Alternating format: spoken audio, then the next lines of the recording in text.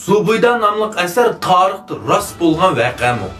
Bu bir ədəbi əsər həmmimiz bilimiz. Undaqda bunundakı qançıligi rast, chin vəqə, qançıligi yalğan to'qilma. Tarixiy xatirələr qarasaq, bu Subuydanın 10% rast, 90% yalğan. Bunun şu tarixdə rast bolğan vəqələr var. Məsələn, şu vaqtın özüdəki Sun sulalisi həqiqətən tarixdə bolğan. Bu yerdə parça Sun Xuyzonun şu tarixi adam. Yenə bu əsərin 5-i çıxan Xun Əmirmi həqiqətən tarixdə xatirləngan. Hem bu əsərkeni Gavçumu həqiqətən tarixdə ötən bir şəxs. Biroq şu vaqtdan özüm muşundaq rəzil suiqasçımı bu Gavçu onu bilmədim. Hem şu çağdakı Liangshan külümü həqiqətən şu tilga elingan. Sunjanmu həqiqətən şu vaqtki bir kichik əmir. Keyin muşundaq Liangshan külüge berib bir kichik bir toplan əksiyetçi bo'lib qolgan. Oxirida taslim bo'lganligimi rost. Endi bu yerki fanlar, Liaogo qatorliqlarning to'plumi rost. Biroq bu yerki Sunjanlar fanlarni tang urun selishdi bo'lmaydi. Amaliyotda fanlarning kuchi haqiqatan nihoyat zo'r.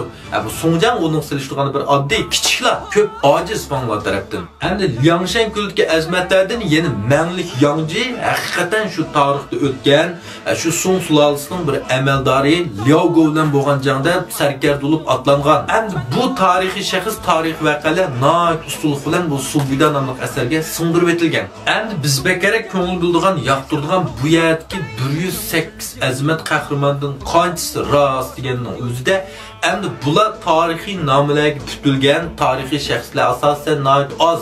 Lekin bunda qarab baqsaq, bularning hammasi amaliy turmushda o'tgan real oddiy shaxslarning hayot tragediyasi, hayot hikoyasi. Endi bularni bayaqi haqiqiy tarixda o'tgan tarixiy shaxslarga selishtirsa, bu asarda o tarixiy shaxslarning tilga ilingan yeri, yozilgan xat soni nihoyat oz.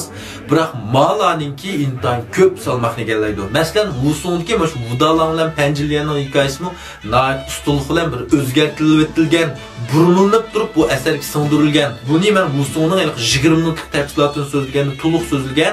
Anlap bakmagan dostlar, asıl ulanından bir koy iş muhabbet edip anlasanlar buldu. Subuydan namlıq bu eser bir adam tarafından yazılmagan. Bunun aktörü Shinayan ve Lo Guanzhong. Undaqda sual, bu yerdeki Lo Guanzhong 3 parçalık haqiqat qissaning aktörü Lo Guanzhong şumu emasmi? Qaranglar, bu yerdeki aktör 30-40 yıl vaqtni sarf qilib, ratlab, yezib, kirishtirib chiqqan. Ya'ni bu yerdeki 108 palvonning xalq eğiz edebiyatida saqlanib ketgan, og'zaki tarqalgan har xil baturlik hikoyalari, qissalari toplanib, ratlanib, singdirilib, oxirida mushundaq bir mukammal bir gavdiga aylangan. 90% tarixnomlar tilga ilingan yolg'on voqea degan bilan o'ylab qo'yinglar.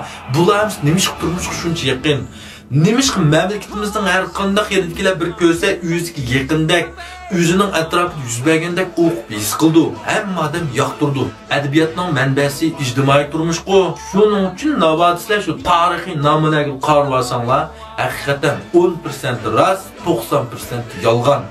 Amma bunun 90% yolg'on bo'lsa nima bo'pti? Bizga bu asardan oldigan huzur, manfaat, bilim muhimmi yoki buningki rostmi, yolg'onligini arish muhimmi? Meningcha, mening ko'nglimda bu asarning 90% rost vaqa, 10% ko'ptirib etilgan yolg'on. Sizlar qanday o'ylaysizlar?